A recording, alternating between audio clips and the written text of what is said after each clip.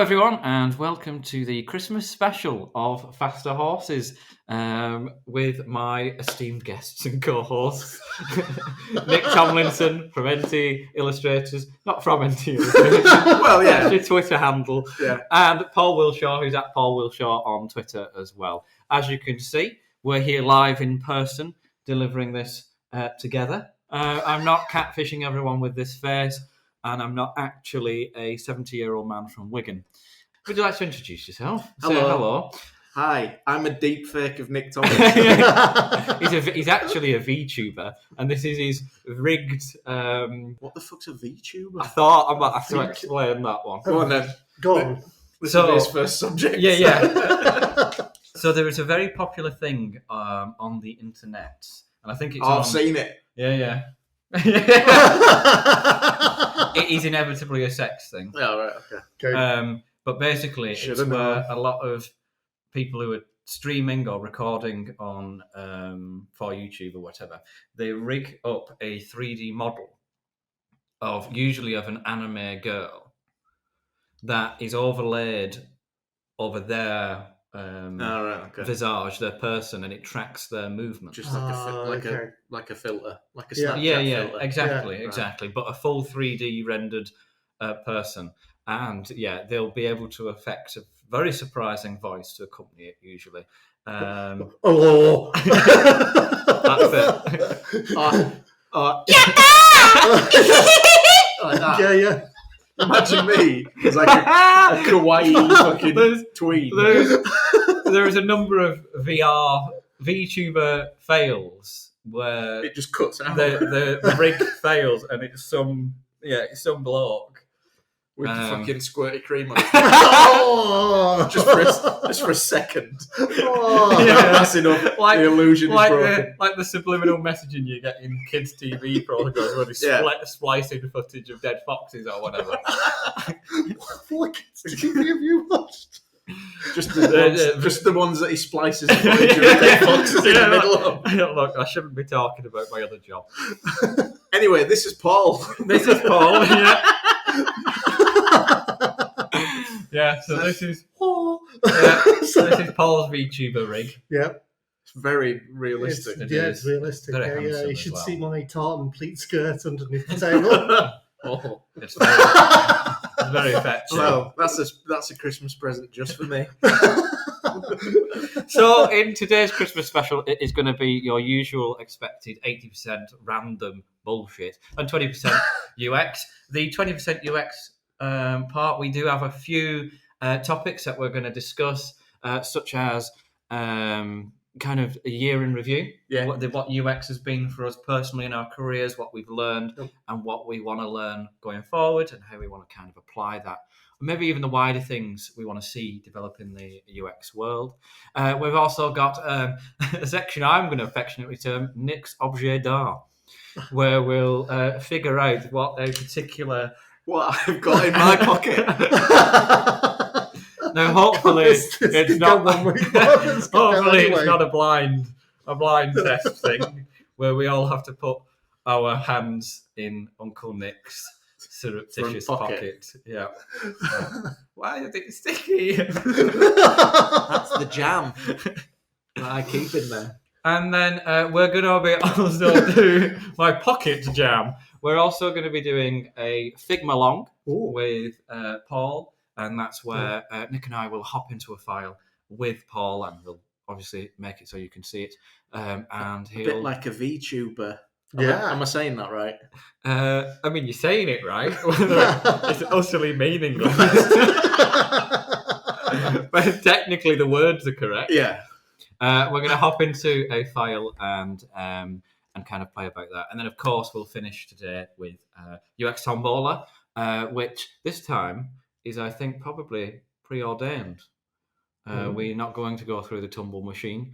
The tumble machine. Preordained. Like Jesus came down and went, no, I have brought unto you a subject for UX Tomballer. This is a little bit like The Last Supper, this layout. It is. Mark's in the middle. Like, I'm stood forgive next you. to him, ready to Stab me in the fucking shop back. him into the Romans in the morning. And you know what I realised on And this you're here as to well? wash my feet. Yep, I should have brought a booster cushion because I feel really small. How I'm so? the smallest person in the world. How do you You're feel not. smaller than me? Not at all. I don't know. I just It's his insecurities. yeah, it is. We'll make you taller in post. Okay, thanks. Like a VTuber. That'll do. This is good. And by that'll do, I mean please stop. Stop saying VTuber. So, all right, let's start with our year in review. Since it was your idea, Nick, Oh, God. do you wanna launch us into how your year's been, UX wise, and Well, how that's been? Do you want to talk about some of the subjects you talked about on the? Could do, yeah. podcast? Oh, if we'd have planned this, we could have done some of the updates to the episodes that we've done, I mean, I can get out the episode list now. because we've found out new information about some of the things we've said on the fly since, Ooh. haven't we? Yeah. Yeah, there are a few things. One of our first episodes was actually on inputs, I think. Oh, no. Did we do one on inputs? I think we did one on loading screens, and that's the one I'm Loading Oh, yeah. screens. That was yeah, one of yeah. our first ones. Yeah. Yep. I think it might have even been... I mean, I've not even documented how long we've been doing Faster Horses for as a 3. As a 3, Probably. probably. Did we start in May? I can find Sometime. out the... Let's see, the Well, dribble effect. This is fun The listening. dribble dribble effect. effect was the first ever podcast we did together As a Yeah. threesome. as a menage a trois. Yeah. That's French for Threesome. right. And that was back in April. And that was about, of course, what we believed Dribble was doing to the community as a UX community. In that podcast, I don't know if you remember, we basically shat on Dribble for a good hour and a half. Yep.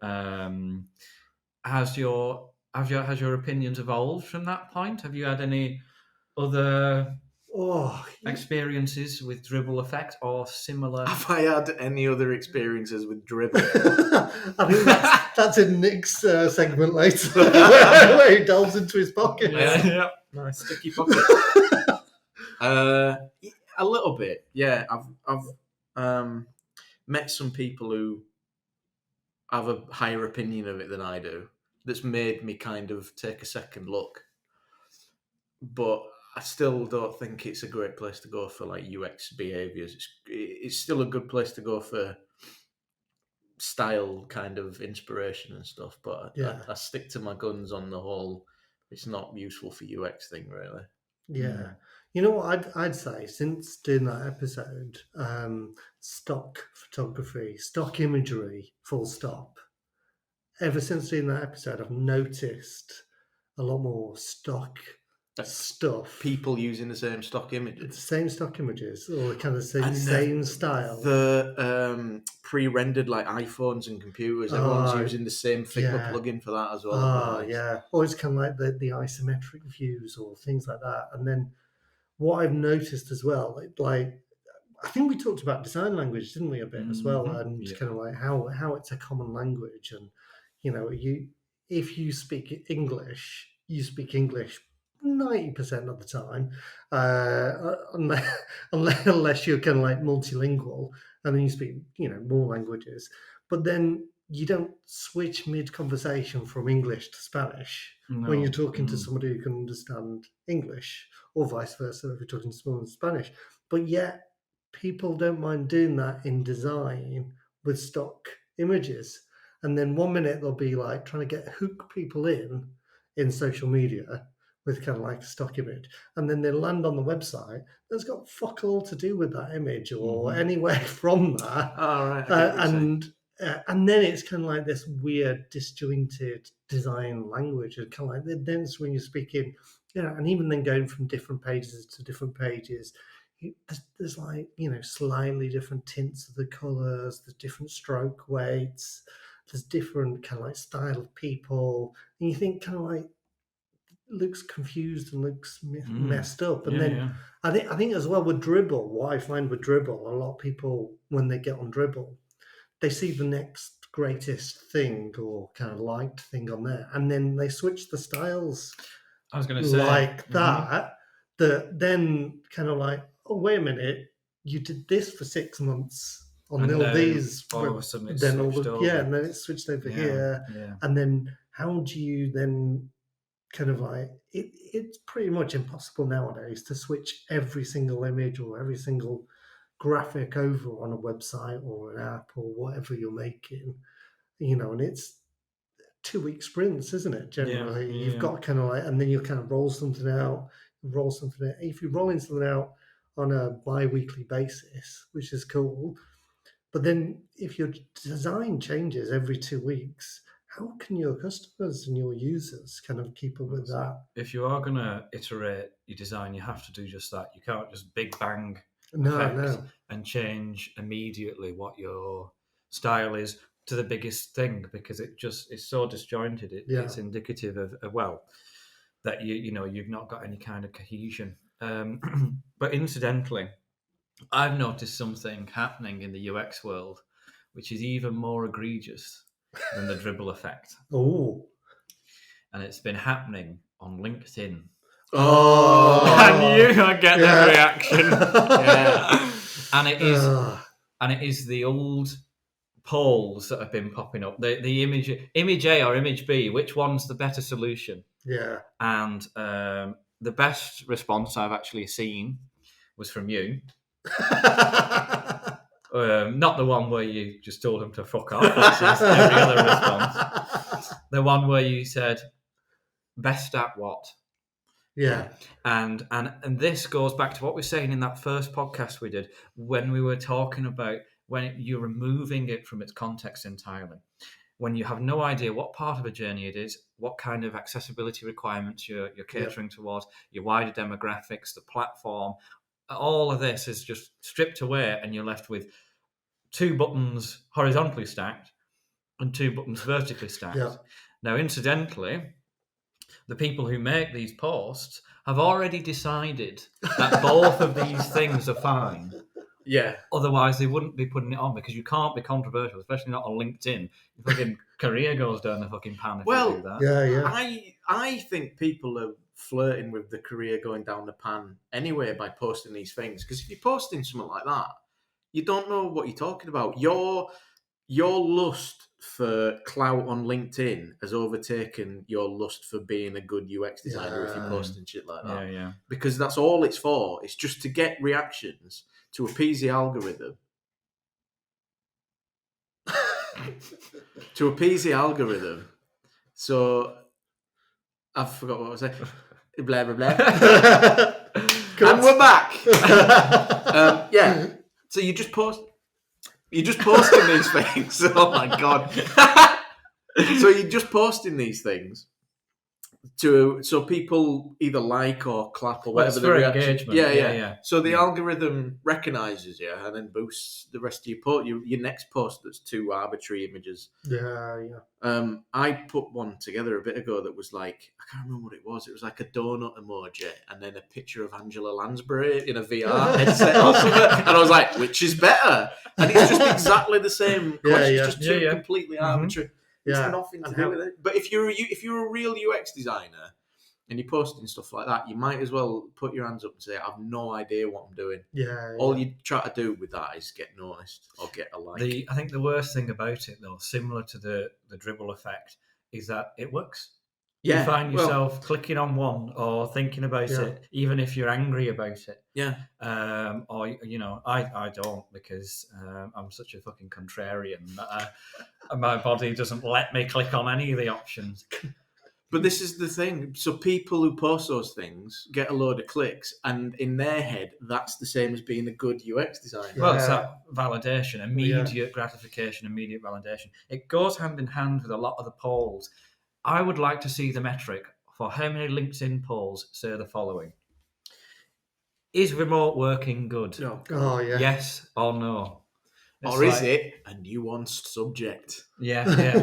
Is it in response to an ongoing global crisis which is affecting everyone differently, and reducing it down to yes or no to your little echo chamber probably doesn't reflect the wider human experience around it. Yeah. I sometimes wonder those posts. I sometimes wonder kind of what's the motive behind that. It's content. It's just content. Well, is it though? Because is it kind of like people asking kind of like remote working because they want to be remote, and then they want to go back Well, they want to whatever it is. I've seen arguments for going into the office as well. Yeah. And obviously by people who think they should be in the office, probably playing like for an office that's not getting used. I'm assuming. Yeah. And it's what that motive is behind all those things, and it's just there's no context behind any of those things, is there? Kind of like which is better and which is not better. I did do one. I kind of like said, does this look like something? And it was an icon. And one of my friends on Twitter said, "All I can see, mate, is boobs." Well, that's which I thought was feedback you need. Yeah. And I thought maybe that's not the right icon, but maybe it was exactly the right icon. Yeah, maybe that freelance work that's been piling up. Yeah, I think you kind of hit the nail on the head throughout this, and that's what you get with the dribble effect, with these random comparisons plucked out of nowhere on LinkedIn. It's reductive. And I think it's dangerous for the industry to be so reductive, because whilst it might start a conversation can't go anywhere. And when we're in an industry where people already don't understand what it is we're trying to achieve, even though we're just making shit easier to use, more usable. A lot of businesses, don't see how that fits into their current products cycle. So if you're reducing it down to, should the button go on the left, the button go on the right. There's kind of pixel nudging, should go on the right. What about your localization option? A different place. One was if it's a back button. Should it still go on the right? It should be on the left of the button that's on the right. Are we talking within a model? And is that model a wizard? Well, quite. This is the point. I think exactly. This is really well illustrated. Yeah, this is so. But no one on LinkedIn has a conversation. Not at all. Precisely. Like some guy who's I'm not gonna stereotype. Someone will comment on and go, "It's the right one," and if you say otherwise, you're wrong, and I hope your family dies. Yeah. You said it went on the left, and that was so wrong. My daughter saw it, and now she's dead. Okay. You know what? I think this nicely fits into, because you mentioned it there, this nicely fits into another subject on the podcast we talked about, and that's job titles. And I think, and you kind of mentioned it there, that companies don't know what UX is. They kind of say the user experience. Well, what does user experience mean? You know, a lot of people still think there's the shade of the button. It's where the button sits on the page, or then it's user flows, or then it's kind of like, UX people only do wireframes. They only talk to customers, and kind of like there's a range of jobs in a UX person's toolkit, and then nobody really understands what that toolkit or what that job is. And I think that's the nature of where we are in UX. But on the one hand, you've got that miasma where people haven't got a clue, and then on the other hand, you've got Johnny Greenbollocks on LinkedIn who has already decided it's where your icon goes without context. And you can't have that conversation at all. It just can't go any further. If you've got a design critique within your organisation or within your local community of practice, for example, where you have conversations like that, you can actually come up with a consensus that could become a leading thought within UX. Yeah. That's not going to happen on LinkedIn though, because that's not the nature of the forum. So it is that non-starter that is just so indicative of superficial engagement and praise. Yeah. I think, are we still talking about job titles? Yeah. So I still think, and even probably more so than when we talked about it originally, that job titles are essentially created and cultivated and maintained by recruiters so that they can sell things, well, people to people or businesses. Yeah. Because if you go online now and you look for graphic design jobs, they just basically don't exist anymore. They've all just been titled as UX designers, and as a result of that, the job of UX designer has come to just mean anything, like any kind of web design, basically. Yeah. So, well, it tends to include illustration now as well. Yeah. Well, that's something we mentioned in our Corporate Memphis episode.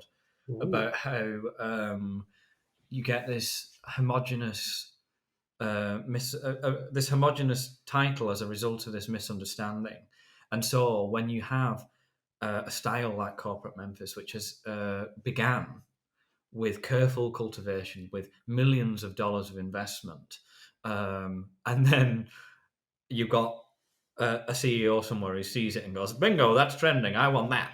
Yeah. And he goes over, he goes, hey, Johnny, do this bit cheaper. Do this cheaper now. You've got 20 minutes. I'll see you then. But as with everything, the first people to employ that on a massive scale did it really, really well. Yeah. I forgot the actual name of the Allegra. original. Allegra. It was lovely. And like the document they put together for it was really good and really concise, and I covered a lot of ground, and the style was really nice, very involved. Like I seem to remember it had like texture and shading on it and stuff. And that's been recycled and copied and like adapted upon to the point where you've got like humans now that's just a plugin for Figma. And I'm seeing those all over the place. I'm seeing those on TV adverts. Mm-hmm. Oh, yes. Like just everywhere. They're absolutely awful. Yeah. Terrible. Although they are useful in a certain context. Well, yeah, I mean, everything's useful for something. Yeah. Like Boris Johnson's useful for something. Presumably. Allegedly. Yeah, even if he's blocking a draft. Oh, well, yeah. I'm going to go for harvesting organs. I just, Do you reckon Boris Johnson is on the donor list? No. Isn't everybody automatically on the donor list? No, not in this country. No, he will have taken himself off. Oh. Yeah. I mean, he'll be scrapping the NHS soon anyway, so it would be a moot point, won't it? Well, okay, let's talk about the UX design of that one another time. So move on slightly. There is something I wanted to ask regarding. So we've got, I don't even know, we've got 2 seasons worth out this year of sporadic podcasts. It's especially fallen apart in the past few weeks in terms of our consistency for releasing. But sorry. That's all you're getting. Speak for yourself. We got lives to lead. When everyone's joining Patreon and paying us to do this, we can do it regularly. Yeah. So yeah. It's your fault. It's your fault. Join. But the question I wanted to ask was, which was your favourite episode of the past year? Which one is it that sticks in your mind the most? You know what? I think mine is... There's a couple. I'm torn between. There's a really good one. Is UX art? Is UX art or is it science? Oh yeah, that was quite early on. Which was a really good one. And I also liked the goldfish one. Oh, the bag of fish eyeballs. The one where the belly up where you were talking about the everybody's a designer and you're talking kind of like, I don't want orange on my website.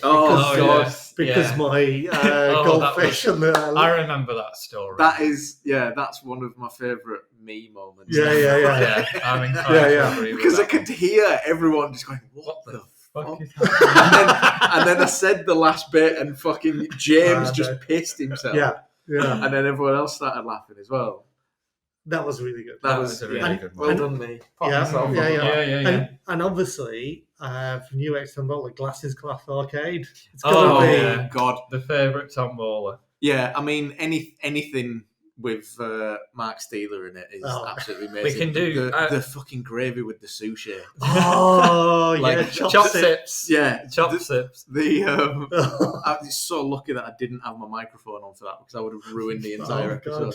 Yeah. I mean, because you didn't have your microphone on, all it is me sniggering halfway through because I can't keep a straight face because you two are both collapsing. Oh, God. I had tears from laughter on that. So, which was your favourite episode over the past year? Well, so you asked, your question was which one sticks in your mind. Well, yeah, okay. And I'm sat here flicking through on Spotify all the episodes, so apparently none. Yeah, that's good, isn't it?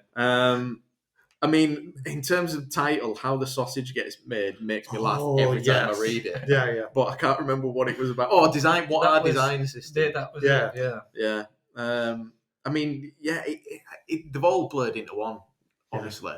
But anything where Mark Steeler turns up is comedy gold for me. I was in a meeting the other day, and I was talking to our CMO, Chief Marketing Officer, and I brought up the sausage factory in kind of like talking about design systems and what, and I just every time I talk about design systems now, I've got to fit in the sausage factory. Whenever I think about that, I still think of what's his face from MasterChef going pointlessly around the sausage factory. Greg Wallace. I fucking sausage. I don't need a big bucket of sausages, mate. And it's just like, why the fuck did you bother? Yeah. We could get him out of fucking house. Yeah. Greg Cohen's got a question. Which side should the button be on? Yeah. Who the fucking? Where do you like? I fucking. It's like he's in the room. That's my Greg Wallace impression, everyone. I think it's very accurate. I think the one podcast that stuck in my mind, and incidentally, I actually listened to it today. I listened back over to it. Was actually the Corporate Memphis one. Yeah. And I think the reason it stuck in my mind is because we had the opportunity within that to address a number of actual wider issues that come with not having a stance as an organisation when it comes to inclusivity. And I thought that was quite an important conversation to have when currently it's seen as not having a stance is fine.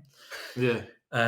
So I thought that was my favourite one. That being said, the other one that I enjoy thinking back on is Wobble People. Oh, Wobble People! Because that was what typifies Faster Horses for me, is when we take an idea, no matter how inappropriate it is. You're all right. Getting molested by some tinsel. By the scenery. And we take an idea, no matter how small or seemingly abstract it is, and somehow a little bit of shit gets in and a pearl grows up around it. That's what happens. Oh, I love that metaphor. And that's one of the reasons I love this podcast, is because we're able to, we've done it with baking before. That was in Art versus Science. Oh yeah. I love when we just pick up a metaphor and run with it. Yeah. And of course, honorary mention to James Media, because he's fantastic with his analogies. The king of the metaphor, James Med. One of the more recent ones. James Metaphor. Hey! You can have that for free. If that's not your Twitter username, after listening to this episode, I'm going to be mortally insulted. Yeah. Some of the others we thought up in the past was strapping skateboards together instead of making a car. I remember just one sound clip from that, which is we've strapped loads of skateboards together with a skateboard for a steering wheel. And I still feel that we should be illustrating these concepts. That's a good that. that's a good point you raised there, because Paul, you've been doing amazing work with like just pulling random clips out and doing those little illustrations for social media. Yeah. They're fucking brilliant. I love those. Yeah. It's the material there is already there. It's just so easy. Is it like, does it randomly pick clips and just give them to you, or do you? No, select them I go through when I'm editing the podcast. I go through and kind of like, and just the bits that make me smile the most. I just say, I'm just taking that line, and I'm going to run with it. And I think one of the last ones I did was like fire spray. God. I was listening back to that, and I just thought, we've degenerated. That was an absolute fucking shit show. Yeah. Literally. Yeah. We're off as game. Did you upload this special episode that was just like smut for 15 minutes? Yeah. That's on patreon.com/fasterhorses. Of course, you can listen to that episode. I think it's Faster Horses UX. We don't even know what's on. This is going on Patreon, isn't it? So this is going on Spotify. The video is going on Patreon /Faster Horses UX. And then we'll probably do an extended version on Patreon as well. So if you want more of this absolute gold, absolutely sign up to Patreon for as little as £1 a month. Yeah, absolutely. Yeah, it's less than a coffee. Quite a margin. Yeah. But all right then, let's ask the serious question. Ooh. What is your favourite UX Tomballer product? Oh, I can't say Chop Sips because I came up with the name, didn't I? I'm gonna have to. And of course, this is told from the honorary Mark Steeler, who's here with us today in the sanctuary of my mind. Can you remember any of them? Yes, I sold you and our esteemed viewers many beautiful delights. It started with, of course, the Glasses Cloth Emporium and Arcade. We have, these aren't in any order because I could have made a list, I have not. We have, of course, the Chop Sips. We have Fire Door People. Fire Door People. Fire Door. Oh, and of course, a very handsome young man here sang us the slogan. Do you remember? Fire Door People. We have, of course, EMPs. Which were electromagnetic pulse. We have Educate, which was your way of monitoring not just your kid's bad day, but all of them. Not just one bad day. All of them forever. Oh God, and there was many more, but I've since forgotten. I mean, those are some of the hits, aren't they? They are some of the greatest. How ones. do you pick? It's like Sophie's Choice. It is, isn't it? How do you choose one to and send I'd choose off? to shoot both of those children. Should put a bullet in the back of Chopsticks. Wait, Chop Sips. Chop Sips. I remember one of our less successful options was instead of blue roll, just throwing sand over your shit. Oh, yes. Like a cat. Like a cat does, yeah. What's wrong with just throwing sand over your shit like a cat? One of our first ever solutions, and this was one that Mark Steeler didn't get his grubby mitts on, was, and it might have been the first UX before your mental break. Before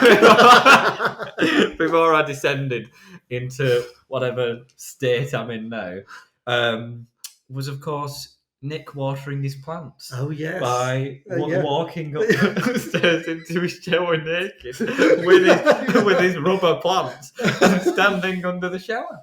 Yep. That's a thing that happened. That was one of our first. Well, it didn't happen. I'd like to say that never happened. Oh, that's disappointing. We talked about it. We talked about the UX of gardening. That was quite a compelling one. I think that included your many manor gardens. Yes. And your llama. I don't know if you remember. The llama, that was a solution. Yeah. Just a llama.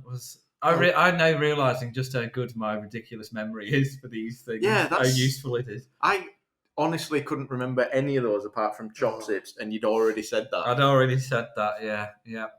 I can't really think of any others, though. But Mark Steeler obviously has had a terrible year. He's declared himself bankrupt 14 times. Which incidentally is probably more than the episodes we released That's, with him. that's Mark Steeler's MO, though, isn't it? Yeah. He's not in it for. He's certainly not in it for the UX. Bless him. Yes. So yeah, I think. What would you like to see from the next year of podcasts? Consistency. Shit. A little bit Very well said. Yeah. A little bit of production value. Some more in-person ones would be good. Yeah.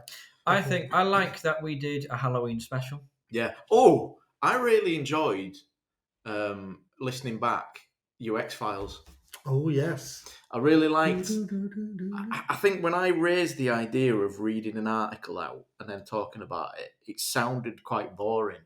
But I really liked that. It kind of counterbalances the bullshit episodes to have something a little bit more like studious. Yeah. Almost academic. Yeah. And just reading out a nice article about something that I read like that. Granted, you brought up a brilliant one. I chose hilarious mistranslations under the guise of localization issues. Yeah, but I thought that was good. I think I think we should try and do some more of those. Paul did an absolutely amazing title sequence for him as well. Yeah.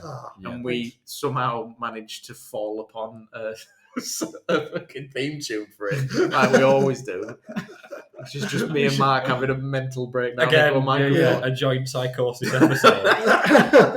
I think that's, again, going back to my favourite things about this podcast, there are occasional times where we really have stricken the balance between that nonsense, where we just talk about arbitrary bollocks, and it ends up being quite funny. At least this is the feedback I've got from those who've listened.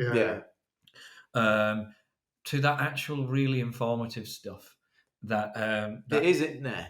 Yeah, that gets to the heart of it. You just have to listen about an hour and 10 minutes in. If you want a podcast or a video about UX, like there's TED Talks, there's like go on Spotify, type UX, listen to ours first, and then all the ones below it are just like fucking fill your boots with them. They're there. We need it's not that we want to be different. We are different. We're having this podcast came about because we were having conversations, and one of us said we should record these, even if it's just for us. Yeah. And I found that this podcast has helped me as a professional. Yeah. Because, primarily because I can nick both your ideas, and it gives me that forum to ask those questions. If I've got a difficulty at work, for example, I can actually thinly veil it in the frame of whatever our topic is, and then throw it to you guys, and you can hand it back to me. But there are things we've discussed that have clarified, especially processes and approaches and methodologies in my mind. Well, there's been episodes where I've asked a question, genuinely asking a question, and we've like worked through it, and I've like changed my opinion or found out some new information by talking to Paul about stuff, and that's happened in like. I'm also here, friends. No, I mean, not that you don't offer good stuff, but I remember, like specifically, I was just Please hand me the shovel. I'm gonna need a fucking JCB to get out of this hole. So I've just remembered like a specific occasion when I was talking to Paul, and he made me like. We had like a very polite argument, I think. It wasn't an argument. We just had like different opinions. Yeah. And then after the episode, I made a small voodoo doll of him, and I burnt its hair off. I did wonder. It was kind of like,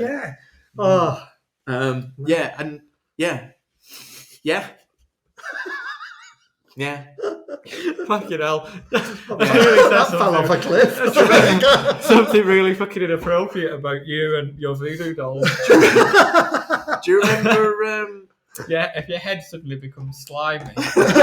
or slightly smaller. Shrinking. Do you remember... do you ever watch that episode of Sesame Street where those aliens turned up and they just go, yep, and then other ones pop up and they all start going, yep.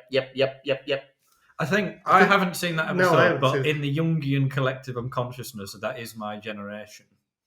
I am aware of it. So what's going to happen now is I'm going to go on YouTube looking for that footage, and it's not going to exist, and it's going to be like some Bearstein Bears like situation where I've just dreamt it, like the fucking Thundercats videotape that I keep talking about. Have I told you about that? No, tell us. When I was little, right? Yeah. I had, and I remember this. If someone broke into this house and put a gun next to my head and asked me if this was true or not, I would say that it is. Yeah. Right. When I was a kid, I had a Thundercats video cassette, VHS. Yeah. And when I got to the end of one of the episodes, sometimes there was an extra episode on the end, and sometimes there wasn't. Ooh. And I'd used to sit there after the last episode and go, please be one of the times that the extra episode plays. And sometimes it wouldn't, and I'd be really disappointed. Yeah. And sometimes it would. That's creepy, isn't it? It is, yeah. Well, no, it's not creepy. It explains a lot. It's not creepy. About your... Why I love Thundercats. Well, about your personality in general. Yeah. Fuck. I think it's the equivalent of hanging on for an extra episode that doesn't even exist. That's my life in a nutshell. Is it because though your video had it was 5 episodes on one tape?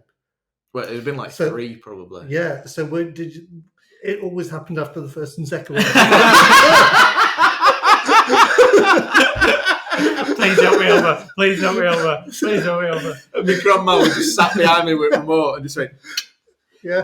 Time for your bath now, mate. That's probably what it was. You didn't realise that they were different. They were all on the same tape. No. Well, I mean, I'm saying it definitely happened. There's no physical absolutely way that no physical proof. No. But yeah. Anyway, we're recording a podcast now, so let's carry on with the UX stuff. This is being Nick Tomlinson. Yeah. Hi, welcome to a new Faster Horses podcast. Being Nick Tomlinson. I love it. That'd be such a fascinating podcast. It would. At least for one episode. It'd just be the sounds of me pottering around the kitchen, coughing. Oh my God. Slurping coffee. That and then ASMR. going for a poop. Which is your life. That's your life. That is my life. This explains we haven't done it. This explains why we haven't got more Patreon subscribers. Do you know what? That's on his OnlyFans. Yeah. Before the new year, I'm going to record audio format only an episode of Being Nick Tomlinson, and I'm going to upload it to Patreon, and you can access that for the £1 a month fee. And, I love it. And you can see what it's like to be Nick Tomlinson. Could we have a theme tune? Yeah. For it as well. Yeah. You mean now? I think that's too meta. One of you two needs to sing it. Yeah. I think a theme tune. Yeah. I think what we need to have is some dissonant music playing whilst I go, I'm Nick Tomlinson, I'm Nick Tomlinson, I'm Nick Tomlinson. Tomlinson? Thundercats. Ho! Episode 1. Being Nick Tomlinson. What has happened? We've now started an episode of Being Nick Tomlinson. I don't know what's happened. Well, that's a natural place to cut it. Right, so should we do my special off the cuff? Well, just before we do that, what I was going to say, so we've done a review of the year. Kind of. Should we do predictions of 2022? Yes. Trends will UX. The seas will boil and locusts will descend from the skies. I think that happened in 2020. Yeah. The rivers will run red with the blood of the innocent. A giant plague will haunt us all. A giant plague? Yeah. Trillions of giants. A perfectly pestiferous plague of giants! Oh, yes. Oh. Yeah. So... What's going to happen in 2022? I reckon we'll see a COVID response in the UX world. I think that there's going to be UX-driven design now that is being pioneered in response to the situations that COVID has forced us into. I think we've already seen a lot of this, but I'm hoping, now this is where I get optimistic, that it's actually going to proliferate into those darker corners, such as local government, where these things are so much slower That it's basically it's impossible to reach. We've seen stuff like with Deliveroo and delivery apps adopting grocery delivery and transforming that. We've seen different modes of communication around social distancing. And there are various memes that exist around how people have established what their levels are comfortable with. We've got a new perspective on accessibility because we've all been forced to be at home. Yep. So we've got that. Hopefully, that will remain with us as, again, hopefully things start to improve. And I think we're going to see a lot of new ideas, innovation in product design and stuff like that come from COVID-19 and its various bizarrely named variants.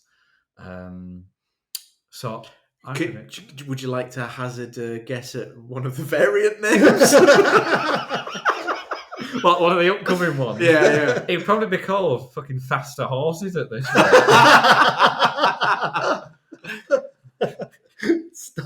Started in Salford. I'm gonna go with Ganymede being one. Ganymede, yeah. Do you know? Wait, is that a Doctor Who reference?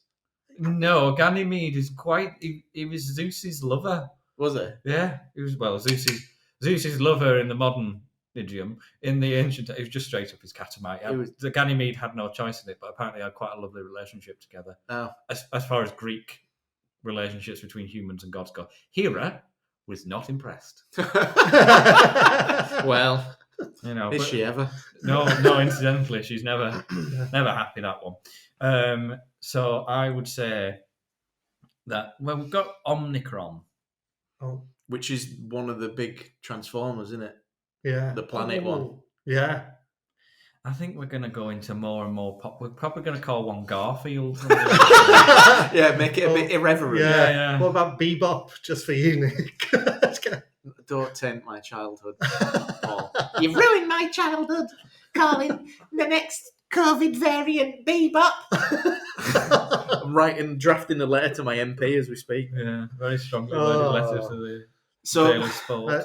Predictions for UX. I think probably towards the end of the year. I mean, I reckon it's probably going to be more 2023, to be honest, but I'm going to stick within the confines of the question. So right towards the end of the year, we're going to start seeing the first peak at design systems being packaged up and sold by agencies, creative agencies, as a product.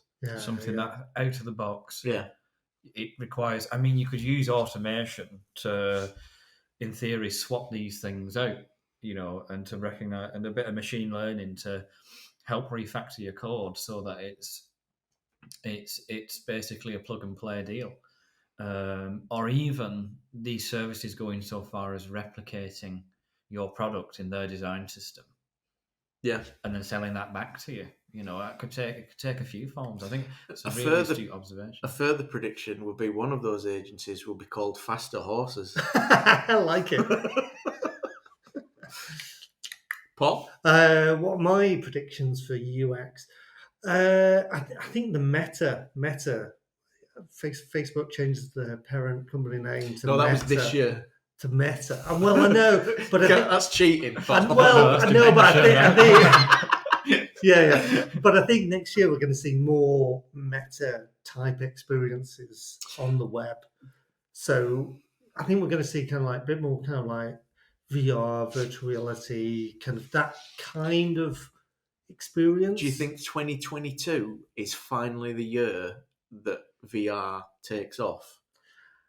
I think AR over VR. I think VR is cool, but I think AR is where it's at. And I think Apple are on the verge of kind of like, I think maybe not 2022, but maybe 23, 24, they're going to release AR glasses that project your iPhone, through your eyes and burn your retina around.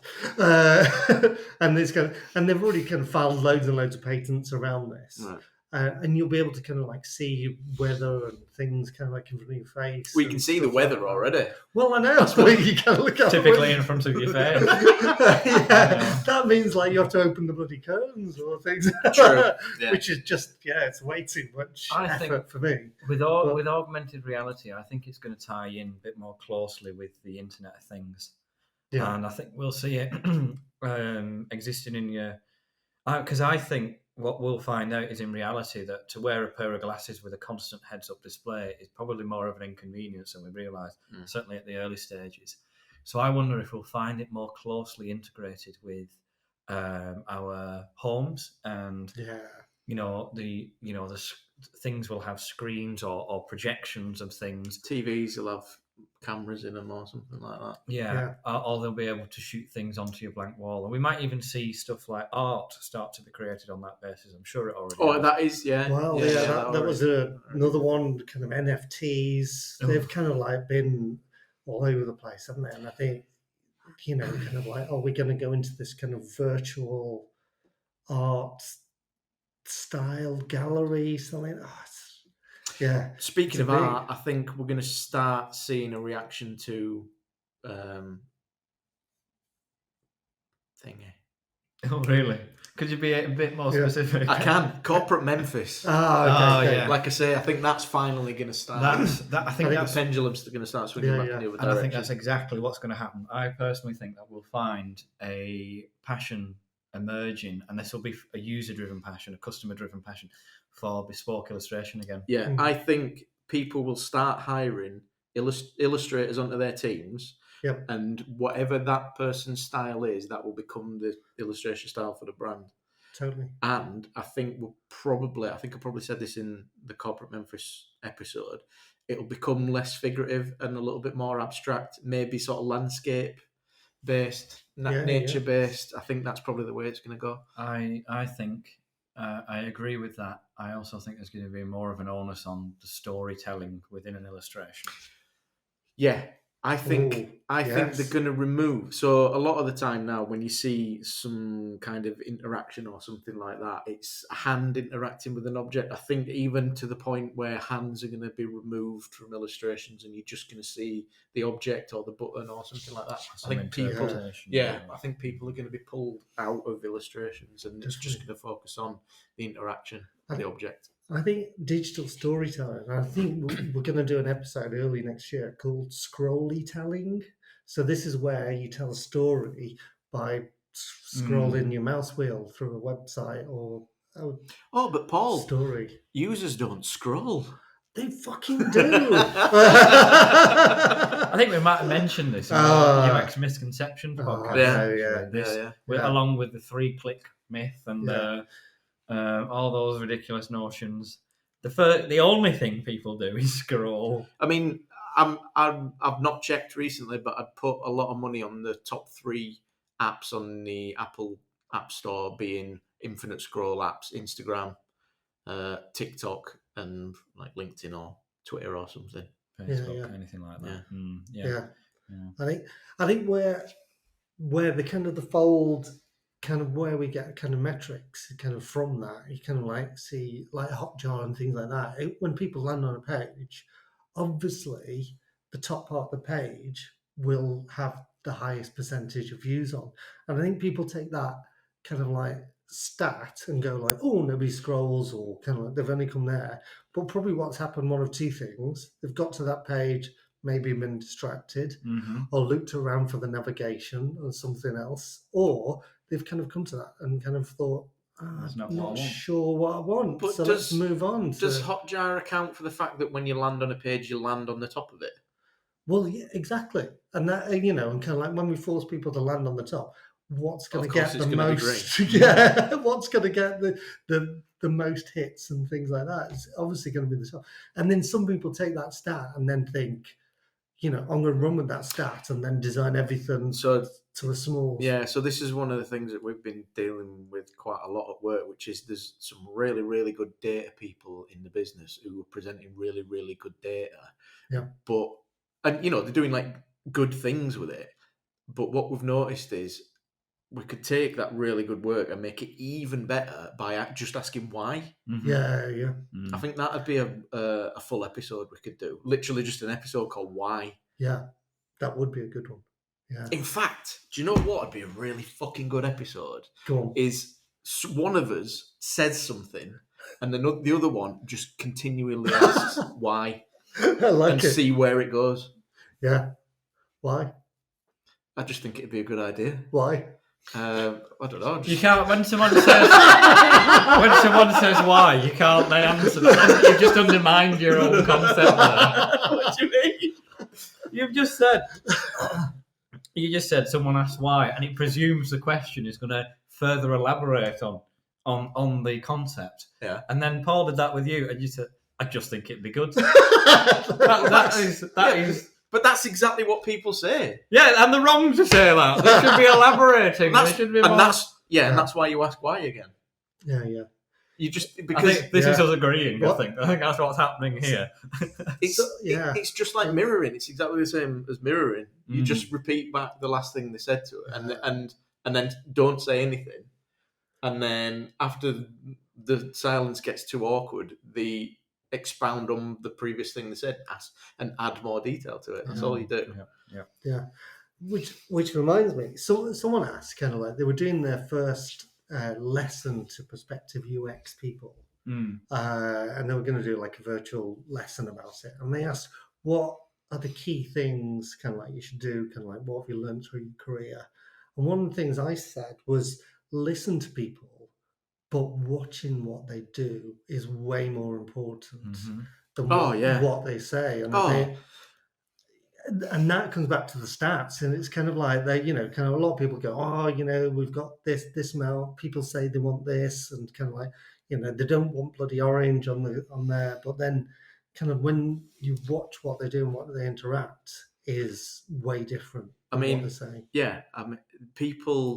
What people say and what people do are two completely different things, basically, is the principle. Yeah. You ask someone what coffee they like to drink, and they'll go, oh, I love very rich, full-bodied coffee, and I like to go to treat myself to a Starbucks or a... They come out of the goblin cave and but when snaffle over the instant. Yeah, when they go shopping, they'll get whatever's the cheapest on the shelf that day that's on offer, instant coffee. Yeah. And that's what we'll drink. Have we talked about the Sony radio on an episode yet? I don't think so. No. So I don't know if this is one for UX files or not, but I could do it now. But he didn't do it then. Hello everyone, this is Nick. Just here to say that's the end of part 1 of the special Christmas episode. Part 2 will be up next week, probably around Christmas Eve. So check your favourite streaming service for that. Drop in around then. Peace!